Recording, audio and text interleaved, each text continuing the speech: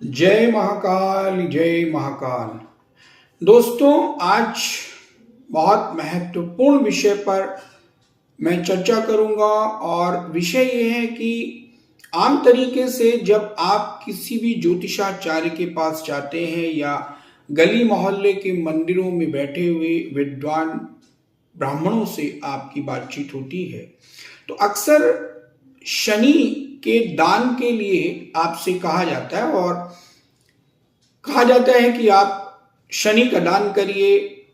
चने की उड़द की काली दाल, सरसों का तेल, काला कपड़ा और ये सब चीजें तमाम जो शनि से संबंधित चीजें, शनि की साढ़े साती हो, शनि की ढैया हो या फिर शनि का कोई इस तरह का योग बन रहा हो गोचर में कि जो आपके लिए अच्छा नहीं है, तो मान के चला जाता है कि आपकी किसी भी परेशानी का मुख्य कारण शनि ही है।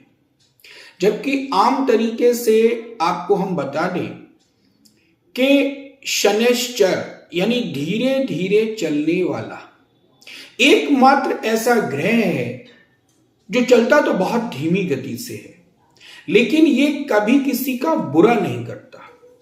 शनैश्चर एकमात्र ऐसा ग्रह है जो मजिस्ट्रेट की भूमिका अदा करता है, जज की भूमिका अदा करता है, न्यायाधीश की भूमिका अदा करता है। वो आपको आपके कर्मों के हिसाब से आपका निर्णय करता है, आपके भाग्य का निर्णय करता है। दूसरी बात यह है कि दान देने से कोई भी ग्रह शांत हो जाता है। अब किसी भी ग्रह को कुंडली के ले लीजिए तो हर ग्रह जहां कहीं किसी परिप्रेक्ष्य में बहुत अच्छा है तो दूसरी ओर वही ग्रह कुछ अशुभ भी करता है। कोई भी कुंडली का ग्रह ऐसा नहीं होता जो सर्वथा केवल शुभ करता। इसलिए अकेले शनि का कोई दोष होता नहीं कुंडली में। एक और बात, जो लोग ये कह देते हैं बहुत आसानी से कि आप शनि का दान कर दीजिए, मैं और जो लोग उसको मान कर भी देते हैं उन लोगों को मैं अपनी ओर से सुझाव दे रहा हूं कि शनि यदि आपकी कुंडली में लग्नेश है, यानी आपकी कुंडली मकर या कुंभ लगन की है, तो आपको कदापि शनि का दान नहीं करना चाहिए। या शनि आपकी कुंडली में उच्च बैठे हैं, उच्च राशि में बैठे हैं, तब भी आपको शनि का दान नहीं करना चाहिए। यदि शनि त्रिकोण भाव के स्वामी होकर केंद्र में बैठे हैं या केंद्र भाव के स्वामी होकर त्रिकोण में बैठे हैं या अपनी मूल त्रिकोण राशि में बैठे हैं, तब भी आपको शनि का दान नहीं करना चाहिए। और विशेषता जब शनि आपके लग्नेश हो, लग्नेश का कभी भी दान नहीं किया जाता, चाहे वो कोई भी ग्रह हो। जो आपका लग्नाधिपति है यानी आपके स्वयं के शरीर का स्वामी है, उसका दान कभी नहीं होता। इसलिए शनि का दान कभी भी कोई आपसे कहे कि आप जाइए और शनि का दान कर दीजिए, तो सबसे पहले किसी योग्य विद्वान ज्योतिष के पास जाइए और उनसे जानिए कि क्या वास्तव में आपके शनि की दशा, महादशा, अंतरदशा, प्रत्यंतर दशा या फिर ढैया या साढ़े साती आपको सर्वथा हानि ही पहुंचा रही है। क्योंकि ये जरूरी नहीं है कि शनि महाराज की अगर साढ़े साती चल रही है तो वो आपके लिए निश्चित रूप से हानिकारक है, या ढैया है, या महादशा, अंतरदशा, प्रत्यंतर दशा है, या फिर गोचर में शनि अगर इधर उधर ट्रांसफॉर्म हुए हैं तो आपको नुकसान ही पहुंचाएंगे। ऐसा कोई जरूरी नहीं है, ऐसा कोई नियम नहीं है।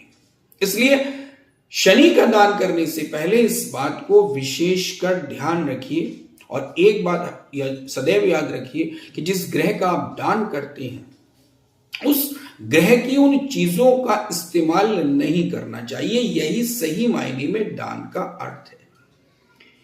अब दान को कह देते हैं कि आप उड़द की दाल की खिचड़ी शनिवार को मत खाइए, बाकी दिन आप खूब दाल की खिचड़ी खा रहे हैं, कहते हैं सरसों के तेल का दान कर दीजिए। आपने दान कर दिया लेकिन खुद शरीर पर सरसों का तेल मल रहे हैं, या फिर सरसों के तेल में बनी हुई रोटी, पूरी, सब्जी या कोई भी चीज आप खूब इस्तेमाल कर रहे हैं, तो फिर आप शनि से बच ही नहीं सकते। दान करने का सर्वथा अर्थ यही है कि आप जो दान कर रहे हैं, यानी जो चीज आप दे रहे हैं, उसको आपको उपयोग में नहीं लाना है, उन चीजों को आपको अपने से दूर रखना है। यह है दान का सही अर्थ। भेंट और दान दो अलग अलग चीजें होती हैं।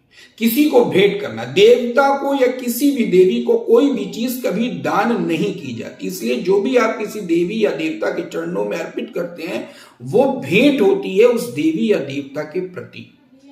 उसमें से जो बचता है प्रसाद के रूप में उसे आप ग्रहण करते हैं, लेकिन जो चीज आप दान कर देते हैं उसका आपको इस्तेमाल नहीं करना चाहिए।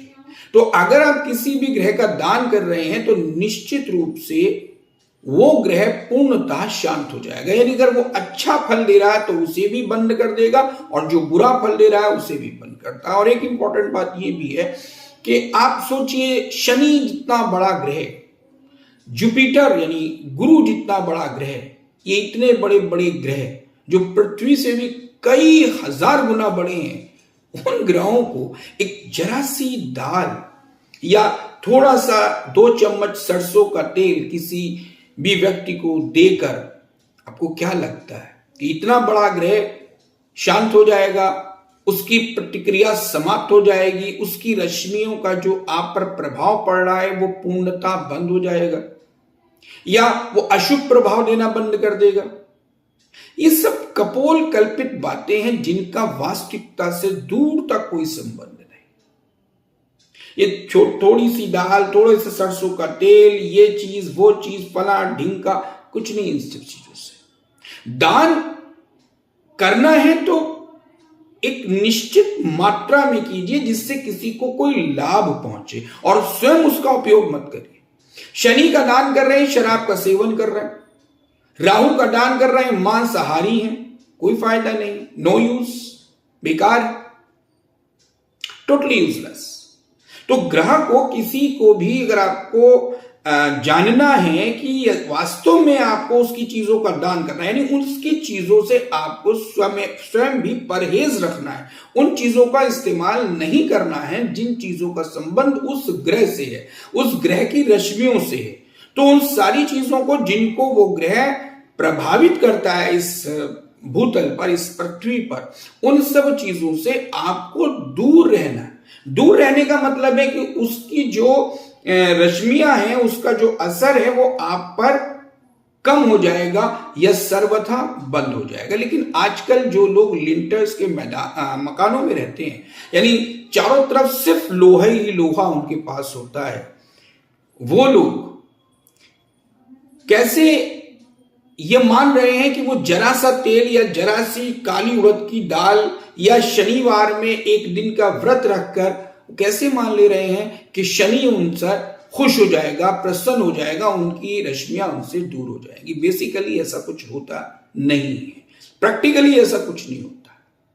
अब पीपल के जल में, पेड़ में जल चढ़ाते हैं, उसके विषय मैंने कल बताया भी था। तो ये सारी चीजें किसी काम की नहीं है, किसी मतलब की नहीं। और सबसे बड़ी बात यह है कि अगर शनि आपके लग्नेश हैं और आपने वास्तव में उनका दान सही तरीके से किया, उनसे दूर रहे, तो आपका भगवान न करे लेकिन बेड़ा गर्क होना निश्चित है, क्योंकि लग्नेश का कभी दान नहीं होता। इसलिए इन पोगापंथियों या इन पाखंडियों के, या जो अधूरा ज्ञान रखते हैं ज्योतिष का या इन सब चीजों का, उन सब लोगों से दूर रहिए।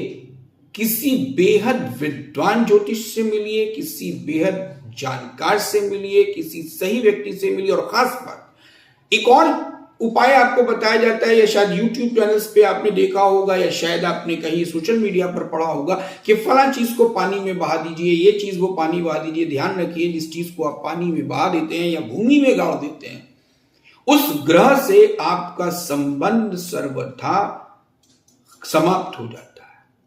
अगर वो कोई अच्छा प्रभाव आपके जीवन में ला रहा था तो अब वो भी नहीं लाएगा।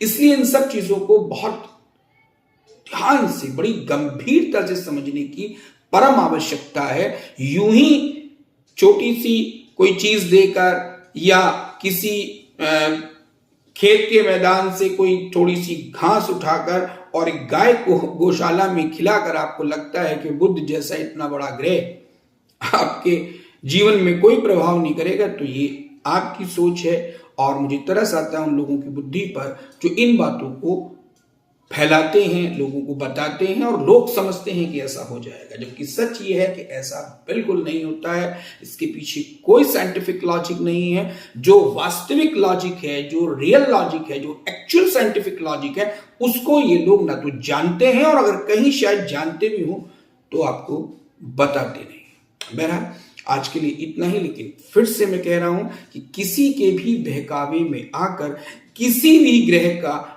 एकदम से दान मत करना, यह सोचकर कि तुरंत दान महाकल्याण, बिल्कुल नहीं होगा, महासर्वनाश भी हो सकता है। इस बात को दृष्टिगत रखिए। जय महाकाल, जय महाकाल।